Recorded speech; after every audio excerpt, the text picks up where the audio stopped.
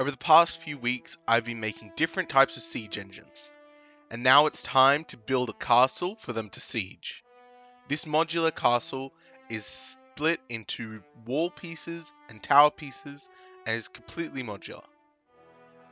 There are some parts that if doing it again I might change, but for now I think this works perfectly. So join me as I show you how I built my modular castle system.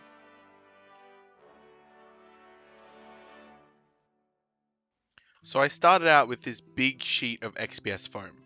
This Bastion foam board is stuff I can get from Bunnings here in Australia, and its dimensions are perfect.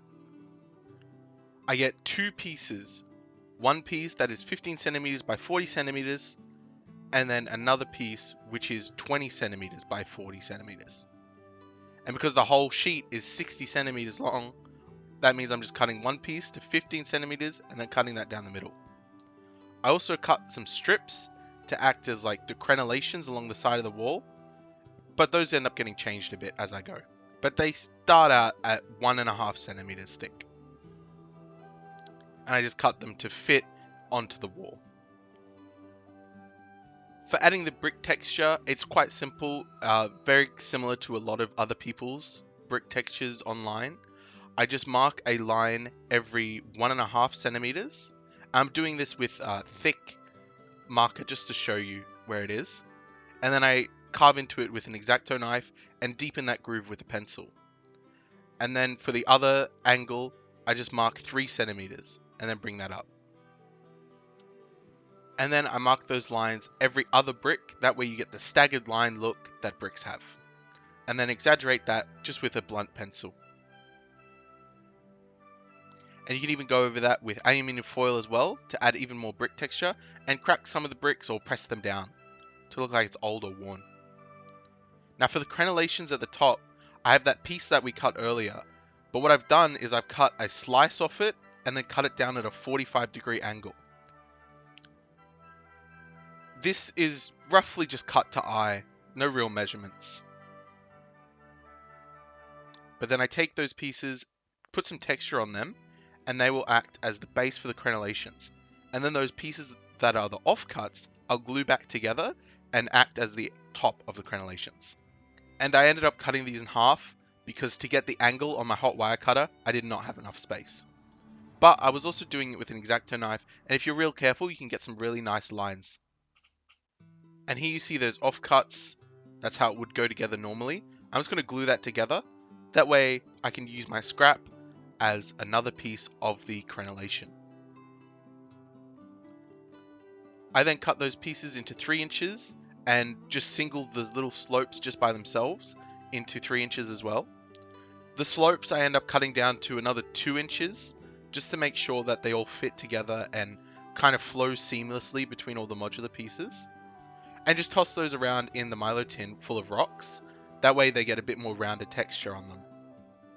And here I'm just laying them on, and you can see how it's really just kind of not going to work with the middle piece being 3 centimeters. There's just not enough space. So there I end up cutting them down to 2 centimeters. And on the end, it's just 1 centimeter. So when you butt them two together, you'll get a 2 centimeter gap, roughly. And I use this prototype wall to cut 2 stairs into. I kind of go crazy trying to figure out how I want the stairs and how long they have to be because I want to be able to sit miniatures on it. It's nice to have it really compact, but playability is key here. And this is the design I end up stopping with and cutting out on my hot wire cutter. Just because it's got 2 little landings so you can imply that people are moving up the stairs. And it looks like Past Me is having way too much fun with these. I end up cutting that little lip at the bottom and making another one of these as well. At this point, I was really tired of carving texture into foam. So instead of carving a floor or anything, I just used little popsicle sticks, always back to the classic popsicle sticks, and cutting them to fit along the top. And I put these on the stairs as well. In the end, I think this was a better idea because the color of the wood really adds just a different look to the entire thing. And onto my prototype wall, small wall, That's what I'm going to make my gate into. I'm just using this bottle cap, this huge lid, and measuring a line through the center, just to make sure it's centered, might as well. And then I'm going to use that curve to cut a nice arch shape. And then bring it down at the sides with a straight ruler. And then quite easily cut that out on the hot wire cutter. And add some texture on the inside as well. And then using just single corrugated cardboard, I'm going to make some doors just by sticking popsicle sticks onto those. And trimming it down a bit, just to make sure it fits with a little bit more wiggle room. And this is one of the things I would change if doing it again. They can definitely use a little bit more wiggle room because of the way that I stick them on, as well as all of the details that I stick onto them. They end up being a lot thicker than these just little pieces of cardboard. But it still works fine for now. Simply covered in popsicle sticks on both sides and then cut them out with a X-Acto knife.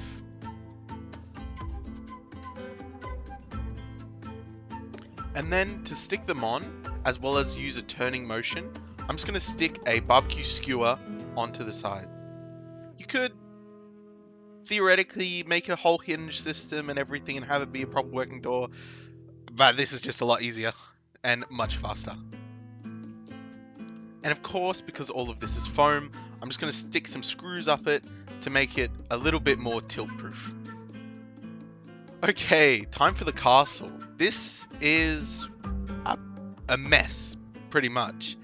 I kept running into problems here, but I think the end result looks pretty good. So, I have several pieces of corrugated cardboard cut at 6 centimeters by 15 centimeters, and I wanted it to be hexagons. So I've got 6 of them, and I'm just lining them up with my cutting mat to make the angle 120 degrees. Now, I end up coming back on this, but that's in the future. For now, I think this looks pretty good. However, it does mean I can't get right angles on my walls, which I only realized when I was setting the pictures up at the very end. So they can't do that neatly. They can, but it doesn't look great. But I think the hexagon shape is really good because it allows much more interesting lines to be drawn with the walls. Again, using my cutting mat, 120 degrees, I'm going to use those lines to make a little hexagon insert that will go into the tower to act as the floor. And if I was thinking ahead, I would have done this first and stuck the walls onto this. And the mistake I make here is the sides of this hexagon is 6 centimeters, and the length of the wall is also 6 centimeters. So that means they don't fit within each other well at all. But that's a problem I realize in the future. For now, I'm still chugging along, and I'm going to cover these in some popsicle sticks to act as the floor. These want to warp a whole lot, so put your popsicle sticks against the grain of the corrugation and stick them between some books to dry. And I put some baking paper on there as well, just to make sure they don't stick to the books. And before they're completely dry, because I'm impatient, I'm going to start cutting them out and putting them in. But of course, as I said earlier, they're not going to fit within. So I start cutting it and disassembling it all, and I'll reassemble it. The reason I want to have the floor inset is so I can have some little modular clip-on features that can sit at the top of the tower. For now, I'm just using them for crenellations, but you could do anything. Little ballistas or any sort of thing that might be on a tower. As well as the main part is able to remove it so I can stack the towers up very well. And I mark out 1 centimeter down, and I'm just going to hot glue that on. This is going to leave a huge gap in between these pieces of the wall, but I come up with a decent solution to fix that too.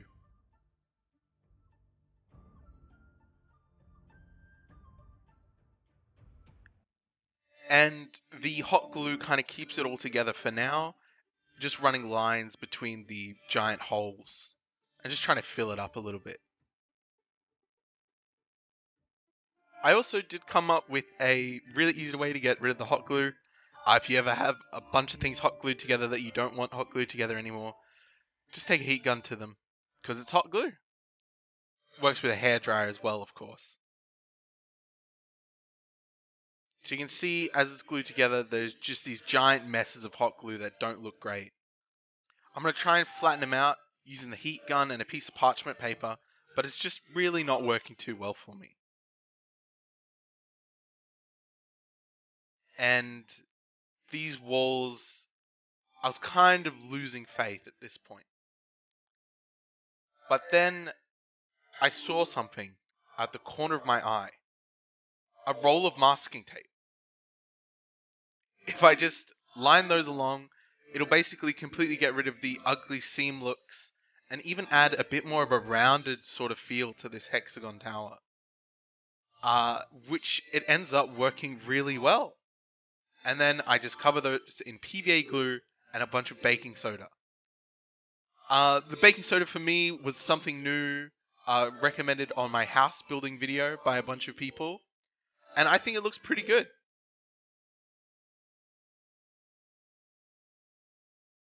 And now for the clip-on pieces. I am going to be jumping between two measurements here, so stick with me.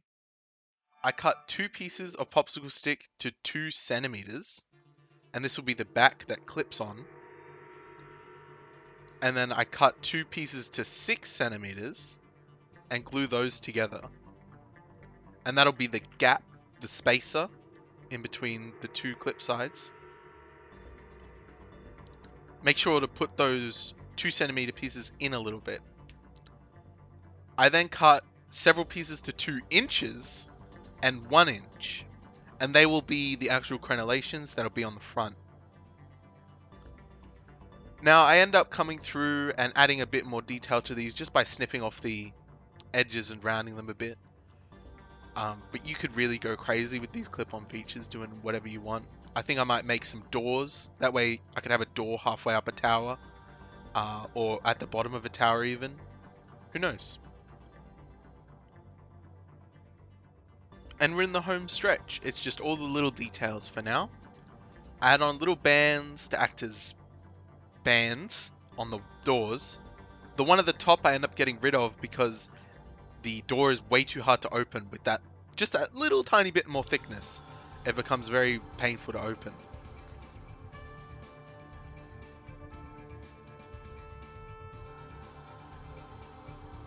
Because I was worried about thickness, I cut some strips of paper to act as the corrugation cladding instead of cardstock.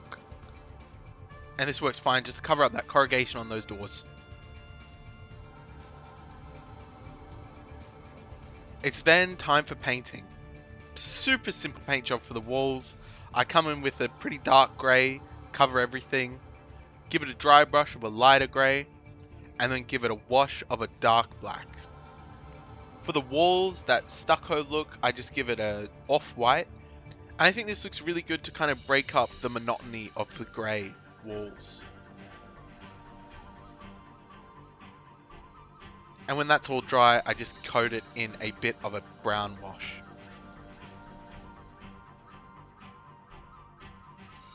I then cover all of the wooden pieces in a burnt sienna. This burnt sienna is quite a bit more orange than the other ones, but I think it looks pretty good.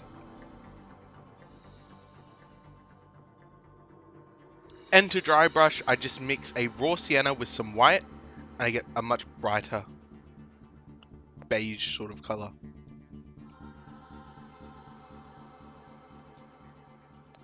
And that brings out the wood really nicely. And then the final piece, of course, is the doors. I'm just going to stick them into the foam using those barbecue skewers. And you can see the fit is really, really tight. In fact, they can't close properly 100%.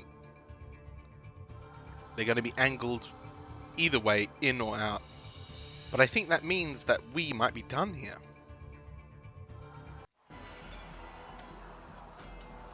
And we are, and I think these look really great.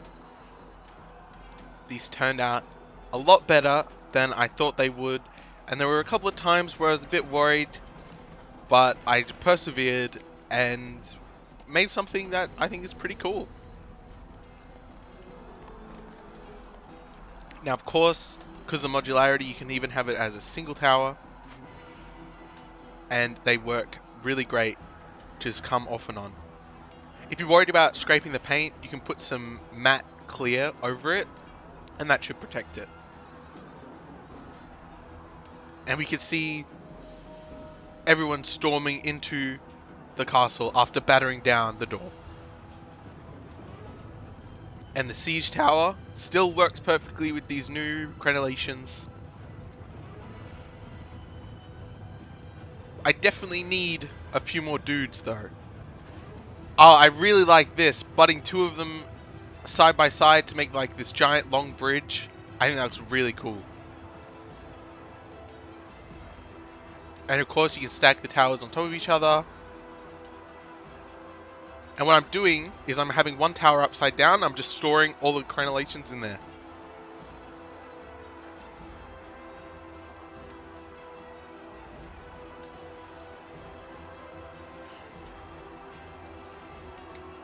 Of course, if you can stack the towers, you can also stack the walls.